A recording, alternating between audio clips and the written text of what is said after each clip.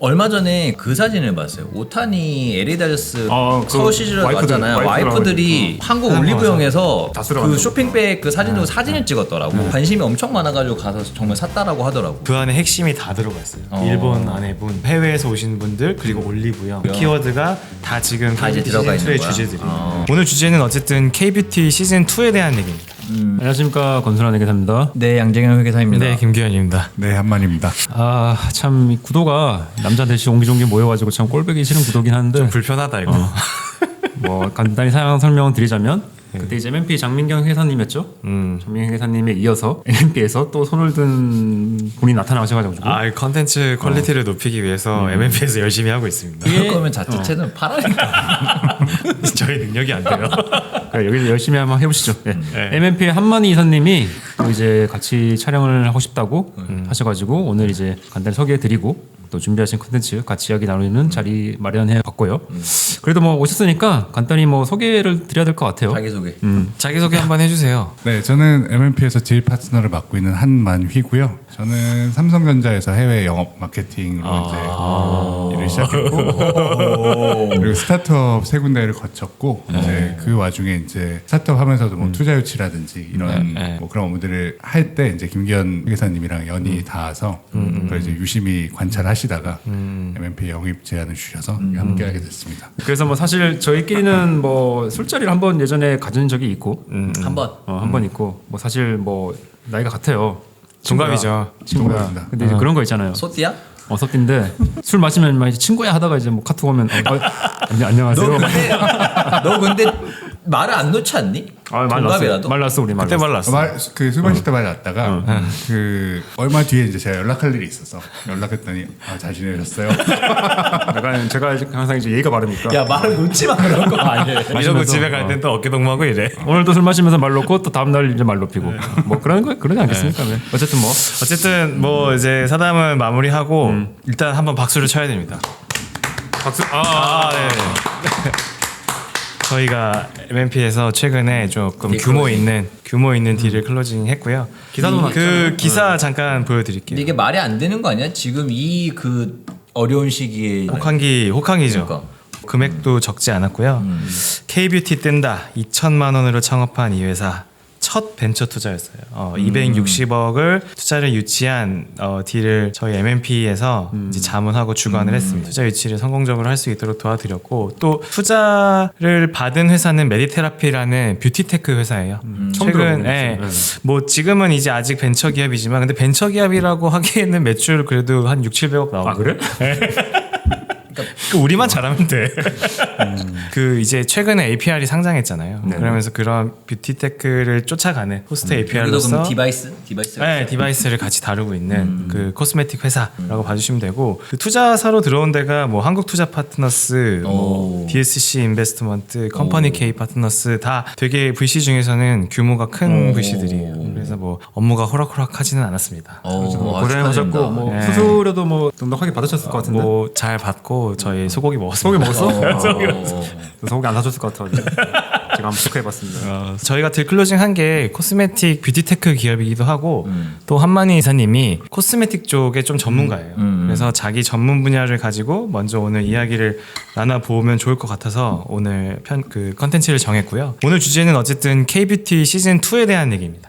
이게 뭐 시즌 1은 있었냐 뭐 이런 얘기도 좀 있을 수 있는데 일단 시작하기 전에 저희 예전에 코스알엑스라는 회사 했던 거 기억나요? 아모레 퍼시픽이. 근데 이거 그거 하니까 이제 보이더라. 이제 눈에 보이죠. 코스알엑스가 보이죠. 나오고. 전소미 씨가 엄청나게 버스에 많이 붙어 있던데. 그러니까 보이지 이제 아니까 보이는 거고. 버스에 많이 붙어 있던. 네, 코스알엑스라는 회사 감사 보고서를 한번 쓱 봤더니 23년도 공시가 됐어요. 근데 매출이 4,862억에 영업이익이 1,612억. 와. 최근에 5개년 동안 성장률, 5개년 정도 평균 성장률이 매출은 5년 동안 평균 67%씩 성장을 했어요. 그러니까 평균적으로 매년 이 정도 성장했던 뜻이고 영업이익은 평균 70%씩 성장을 했어요. 이게 진짜 무서운 게 작년에 코스알엑스라는 그 신규 뷰티 브랜드 회사가 벌어들인 돈이 영업이익이 1,612억이잖아요.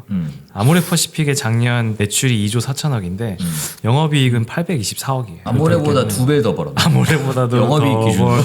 그만큼 지금 K-뷰티가 특히 해외에서 되게 각광받고 있거든요.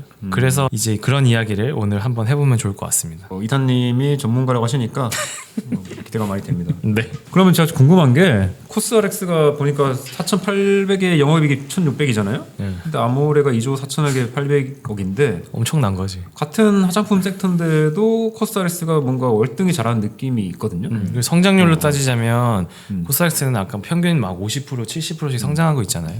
그것까지 고려하면 훨씬 더 잘하는 거죠 어떻게 보면. 그래서 이제 왜 코스RX만 이렇게 잘하는지 특별한 이유가 있나요 이게?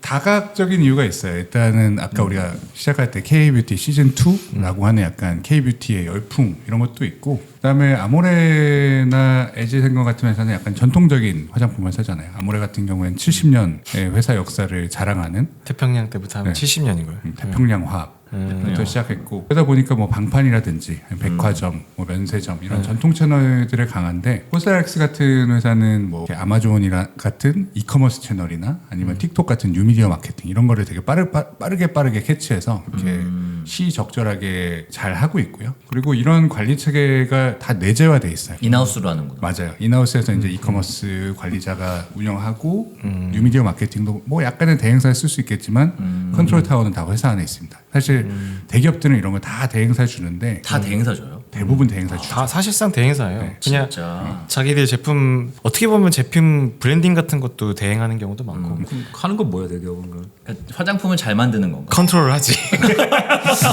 그걸 컨트롤할 수 있는 자금과 유통망이 있는 조직과? 거죠. 조직이 있는 거죠. 일단 대기업 같은 경우에 실행에 시간이 오래 걸리잖아요. 이제 보고서 쓰고 품위 올리고 뭐 부장님, 상무님. 사실 저희 조직만 해도 그런 게 있습니다. 상무님 틱톡 핸드폰 깔아드려야 되고.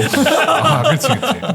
근데 여기 같은 데는 이제 그냥 회의실에 딱 모여가지고 대표님 이거, 바로. 이거 이렇게 해도 될까요? 하면 바로 이렇게 뭐 몇 시간 안에 결정하고. 그래서 전소미 씨가 그 막 이런 뭐 좀 특이한 영상 몇 가지 올려서 그게 엄청 회자가. 아 틱톡에 이런데? 네. 아 틱톡을 안 하니까 나 진짜 모르겠는데. 네, 코스닥스가 그 전소미 영상 때문에 엄청 소위 떡상을 한 거예요. 제가 해외를 안 나가봐서 모르는데 해외에서 뭐 진짜 이런 K-뷰티 뭐 이런 게 정말 느껴져요? 아 인기가 정말 있다. 이게 그러니까 진짜 그런 거 우리는 뭐 말로만 뭐 듣지. 이거 뭐 해외 나가봤어야 돼요. 그러니까. 일단은 뭐 숫자적으로는 코스닥스 실적이 약간 설명해 주는 것 같고요. 22년도에 2천억 했는데 2배가 넘게 뛰었잖아요. 그런 게 설명해 주고, 그다음에 인디 뷰티 브랜드들도 대부분 23년에 2배 이상 성장을 했어요. 인디 뷰티 인디 뷰티. 그러니까 이게 되게 밴드 이런 것처럼. 그러니까 아모레 퍼시픽과 LG 생활건강을 제외한 작은 기업들의 브랜드들이 거의 다 2배씩 성장했어요. 네. 우리 주변에 우리가 알고 있는 그러니까 이런 거 말고도 예를 들어 뭐 100억 하던 회사는 200억 하는 회사가 200억. 너무 많고 우리가 알고 있는 우리 굉장히 친한 지인의 화장품 회사 브랜드도 매출이 엄청나게 많이 올랐고. 네. 그리고 약간 정성적으로는 제가 이제 작년까지 싱가포르에 있다 와서 외국인 친구들이 있는데, 한국에 오면은 예전에 뭐 중국 관광객분들이 명동에 올리브영 가서 싹쓸이 했던 것처럼 개인적인 다양한 국적의 관광객들이 와서 올리브영 가서 제품 미친 듯이 사요. 얼마 전에 그 올리브영 말씀하시니까 그 사진을 봤어요. 오타니 에리다리스 그 서울 시즌에 와이프들, 왔잖아요. 와이프들하고 와이프들이 한국 올리브영에서 다스려 그 쇼핑백 그 사진으로 사진을 찍었더라고. 근데 그게 무슨 관광 코스가 있었던 건 아니고 실제로 그 이제 아내 되시는 분은 여자니까 관심이 엄청 많아가지고 가서 정말 샀다라고 하더라고. 그게 거기 그 안에 핵심이 다 들어가 있어요. 일본 아내분 그리고 해외에서 오신 분들 그리고 올리브영. 올리브영. 그 키워드가 다 지금 다 이제 들어가 있는 시즌2의 거야. 주제들이. 그러니까 막 친구들이 한국 간다고 하면은 이거 사와라 저거 사와라 해서 막 한 번에 몇십만 원씩 사더라고요. 그러니까 이제 그 기사도 있잖아요. 세포라는 문 닫았다면서요. 맞아요. 사실 어찌 보면은 비슷한 컨셉일 것 같은데. 올리브영 엄청나게 잘 나온다는 소리. 엄청 잘 나가죠. 다 같이 잘 나가는 거예요. 그리고 약간 번외인데 올리브영은 현장에서 텍스 리펀드가 돼요. 아 진짜. 그런 것까지 이제 다 개선된 거죠. 사실 뭐 저는 이 K 붙는 게 별로 안 좋아하거든요. 뭐 K 푸드, 뭐 K 컬처, 뭐 K-팝 그런 거 K라는 단어가 별로 좋진 않는데 K 뷰티 하시는데 이게 시즌 2라고 하셨잖아요. 그럼 시즌 1이 있긴 있었나 보네요, 이게. 있었죠. 시즌 1이 있었죠. 시즌 1도 저희가 약간 딜을 하니까 딜 사례 위주로 좀 설명을 해볼게요. 배경 설명을 먼저 하고. 그래서 K-뷰티 시즌 1은 중국 위주의 성장이었어요. 별에서 온 그대 이런 게 중국에서 되게 터졌었잖아요. 근데 그거에 약간 후폭풍으로 이제 한국에서 한류가 불면서 한국산 화장품에 대한 열풍이 엄청 세게 불었어요. 따이공. 네, 따이공. 이때 떴던 회사들이 이제 아모레, 에지생건 같은 회사들이 이제 뭐 설화수, 푸 이런 브랜드들이 중국에서 엄청 컸고요. 그때 아모레가 황제주 막 찍고 막 그랬었나? 맞아요. 그때 최고 황제주였고 시총도 뭐 엄청 커서 맞아. 그때 기억나는 게 그게 제 느낌이 한 7, 8년 정도 전이었군. 그 정도 된 것 같아요. 왜냐면- 10년 좀 안 된 느낌? 그때 이제 업무하던 화장품 회사가 약간 이런 게 되게 많았어. 따이공 이거 그냥 그래서 회계처리 세무처리 어떻게 해야 되냐. 우리도 회계 기장할 때 따이공 얘기를 너무 많이 들어서 주워 들었지. 진짜. 내 아직도 내 그냥 고객사 중에 하나가 한국에서 마스크팩을 보따리짐 메고 가가지고 이제 팔고 오고 막 그랬었어. 그러니까. 돈을 주는데 이거 회계처리 어떻게 해야 되냐 그런 걸 엄청 걱정했던 기억이 나요. 그래서 이때 당시에 또 서경배 회장이 뭐 최고 부자 순위에 오르고 막 그랬어. 이랬었어요. 네. 그때가 이제 시즌 1이었다. 시즌 1이었구나. 근데 그 따이공들이 어쨌든 이게 정식 수출 루트가 아니라 면세점에서 다 가져가는 건 거잖아요. 그렇죠. 그거를 왜 면세점에서 가져간 그 루트가 그거밖에 없는 건가? 이게 우리나라의 약간 지리적인 특성 때문에 좀 발달한 채널인데 그레이한 영역으로 들어가는 거다 보니까 관세가 없어요. 관세가 없고 그다음에 면세점에서 따이공들을 VIP로 이렇게 거래 많이 하는 사람들 맞아. VIP 리스트 만들어서 하는데 거래 물량이 많으면은 그 소비자가의 50% 최대 50% 이상 그 정도까지 할인해 주는 거야. 할인을 해줘요. 면세 채널의 마진이 한 55% 정도로 알고 있는데 면세점이 가져가는 마진. 그러니까 한 거기서- 5% 먹고 나머지 그냥 물량으로 밀어내는 거죠. 따이공엔 제가 좀 개념이 완벽하지가 않은데 그냥 보따리 장수 정도로 알고 있는데 이게 어떻게 되는 거예요? 그러니까 면세점에 와서 중국 사가. 상인 면세점에 와서 다 사가는 거예요. 이거 어떻게 들고 가? 예전에는 막 관광객들 막 중국 관광 패키지 하는 사람들이 막 이만큼씩 들고 그 공항 가면 본 적 없어요? 이렇게 그런 막 게 있었고. 짐 막 이만큼씩 큰 근데 거. 그걸 가져가서 파는 거예요? 그렇게 가져가서? 그렇죠. 그렇죠. 근데 나중에는 이제 아예 보세구역 이렇게 해가지고 보세구역으로 옮겨 놓은 다음에 그거를 한 번에 옮기는 그런 것까지 이제 발달이 된 걸로 알고 있어요. 그렇게 물량이 많아요? 이게 제 생각에는 그배 타고 가는 것보다는 그게 훨씬 적을 것 같은데 항공으로 가는 근데 이제 우리가 이제 눈에 보이는 건 이제 그런 거겠지. 그러니까 배 타고 가는 것도 있겠지 물론. 지금 얘기한 보세구역으로만 이렇게 통관 절차 거쳐서 하는 것들도 많았을 것 같아요. 맞아요. 2018년도에 면세점 전체 매출이 18조 9,600억이었는데 이 중에 화장품이 10조 7천억. 야, 면세 전체에서 네. 그다음에 중국 국적의 면세 구매액이 13조 9천억. 그러니까 사실 이 면세 비즈니스는 대중국향 비즈니스. 그냥 중국 비즈니스. 면세는 중국 수출이었네 그냥. 맞아요. 그래서 사실상 우리가 뭐 화장품 시장 이렇게 조사를 하면은 면세 매출이 국내 매출로 잡히긴 하거든요. 근데 사실상 이거는 80% 90% 이상이 수출. 중국향의 매출로 이제 봐야 된다. 그래서 이렇게 면세로 가져가서 막 위챗에 이렇게 막 채팅방으로 뭐 자기 고객들 가지고 있는 그런 상인들이 파는 있거든요. 거구나. 그러니까 막 정식 이렇게 막 백화점 이런 샵이 아니라 위챗 상인들이 이제 자기 고객들한테 팔고 그런 그레이한 채널이 엄청 크게 형성돼 있었어요. 공동구매 비슷한 건가요? 그럼? 그렇죠, 그렇죠. 그러니까. 그런 거 없었어요? 우리 어렸을 때 보면은 지하상가 아파트 지하상가 같은데 보면은 그때는 이제 뭐 옛날 거를 막 사다가 팔아 그냥 뭐 외국 과자, 외국 아니, 과자. 사실상 이거네. 그럼 비슷한 거야. 그런 거야. 그거네. 보면은 뭐 이제 그런 뭐 조금씩 가보면서 외국 과자 있고 일본 과자 있고 이제 그런 느낌의 화장품 버전이었고. 그게 이제 약간 온라인화돼서 온라인화돼서. 위챗 뭐 이런 걸 써서 한꺼번에 많이 할 수 있는. 양품점 맞아 양품점이라고 했다 양품점. 그 시즌 1 때 유명한 M&A 딜들이 몇 개 있어요. 그래서 네. 그래서 이때는 약간 K뷰티 시즌 1에 약간 성공 공식이 있었어요. 아모레나 LG나 애경 같은 대기업들 빼고 인디 브랜드들은 온라인에서 막 마케팅 열심히 해서 브랜드 띄우고 그럼 이렇게 막 하다 보면은 올리브영에서 이제 입점 제한이 오고 거기서 이제 올리브영 돈 많이 쓰고 막 매대 하나 하는데 또 돈 내야 되거든요. 근데 막 매장 1,200개니까 하면은 몇 억씩 들어요. 그런 거 해서 인지도 띄우면은 이제 중국 딸공. 분들의 이제 눈에 띄는 거지. 눈에 띄는 거죠. 근데 이거 되게 많이 본 것 같다. 스쳐가는 회사만 해도 몇 개가 있어. 그러니까 엄청 많았지. 엄청 많았지. 엄청 많고. 그래서 이제 면세점 입점하고 중국 수출 나서 대박에는 이게 요 공식이 그리고 엑싯. 이게 시즌 1. 네.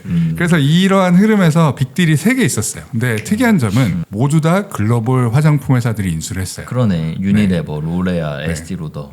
첫 번째는 카버 코리아, AHC. 로 유명한 카버 코리아고 이게 이제 유니레버에 인수가 됐고 아무튼 그래서 기업 가치가 3조 아마 98% 정도 인수를 했을 거예요. 그리고 멀티플 같은 경우에도 물론 이거 12개월 끊어서 했겠지만 저희가 볼 수 있는 거는 결산이니까 결산 기준으로 EV/EBITDA 멀티플로 16배. 16배. 16배. 그 다음은 스타일난다. 3C라는 색조 브랜드로 유명한 이건 브랜드고. 다 알죠. 네. 이건 워낙 유명하잖아요. 워낙 유명하니까. 네. 여기도 이제 로레알이 인수했고 기업 가치는 한 6천억 원. 멀티플은 한 20배 정도 받았습니다. 그다음에 마지막은 닥터 자르트로 유명한 해브엠디. 이거 우리 하지 않았나 이거? 김규가 있었어. 이거 조회수 예전에 800회에 빛나는 그 영상이 있어. 아니 진짜? 김규가 기업 분석했었어. 기업 본서 초창기에 다뤘어 이거. 초창기에. 그랬어? 걔 노잼 닥터 영상이 자르트. 있거든. 그거 하나 띄워주세요. 2조 원 정도 기업 가치로 여기도 그 코스닥스처럼 제가 알기로 한 30몇 프로 먼저 산 다음에 콜옵션 걸어서 콜옵션 걸어서 나중에 나머지 다 넣어보고. 인수했다고. 그래서 최종 기업 가치가 2조 정도로 알고 있고 여기도 멀티플은 한 17배 정도. 그럼 이렇게 큰 회사들은 왜 사는 거예요? 한국에 있는 어찌 보면 인디 브랜드라고 불리는. 뭐 우리가 얘기했던 K뷰티 시즌 1의 같은 맥락인데 하나의 키워드가 이제 중국이었어요. 왜냐하면 이제 중국은 위생허가라는 게 있고 정식 통관이 꽤 약간 난이도가 있어요. 그러다 보니까 그 면세로는 관세도 안 내고 그 다음에 약간 빠르게 이렇게 들어가 시장을 진입할 수 있다 보니까 그 채널은 지리적인 특성상 한국에서만 할 수가 있죠. 그리고 한국 화장품을 중국 사람들이 좋아하니까 그러니까 중국 진출인 거죠. 중국 진출. 아. 그냥 한국 회사를 통한 중국 진출. 아, 그렇죠. 맞아요. 네. 중국으로 가는 길목을 한국 올리브영들 이런 데 다 있으니까 그거를 인수한 거죠, 사실은. 이때쯤에 이제 이런 인디 브랜드들이 인기가 되게 많아지는 시기였거든요. 그래서 보면 17부터 19년인데 멀티플 그러니까 이제 어쨌든 1년 영업이익에 배수로 이제 주고 이제 사오는 건데 보니까 16배에서 20배거든요. 높은 거죠, 사실. 이거는 엄청 제가 봤을 때는 약간 좀 빨린 것 같은 느낌이 없지 않아 있어가지고 로레알은 기스도 안 나.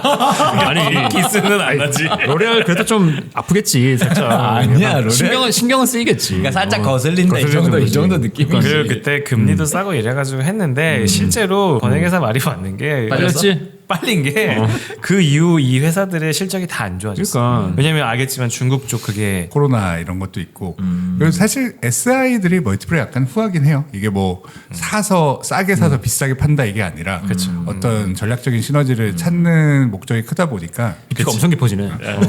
SI 알고 있어. 전략적 투자자인가? 그 정도 알고 있습니다. 스트래테직 네. 인베스터. 그렇습니다. 그래서 멀티플 제가 볼 때는 엄청 높게 주고 사온 것 같은데 얘기하신 거는 뭐 그림도 싸고 뭐 유행이었다 뭐 그렇게 이야기하시는 것 같네요. 이때 예, 뭐 한국 브랜드들이 이제 중국에서 뜬다 이런 것들에 약간 꽂혀 있었고 그래서 이때 뭐 로레알 이런 데서 또 뭐 한국의 엑셀러레이터도 만들고 뷰티 회사들이 글로벌 뷰티 회사들이 한국에 진입을 많이 했었어요. 이제 한국의 K 뷰티의 성공 요인은 무엇인가? 이러면서 뭐 엑셀러레이터도 만들고 근데 그러다가 이제 이 시즌 1이 2020년, 2021년도 정도에 끝났어요. 카버코리아 같은 경우에도 2018년에 매출 정점을 찍고 6,600억 다 내려왔네요. 찍고 고점에 털었네. 네, 그다음에 22년에 4,200억까지 빠졌고 스타일난다 3C도 고점이 언제 19년이었고 19년도. 18년, 19년도가 다 고점이네.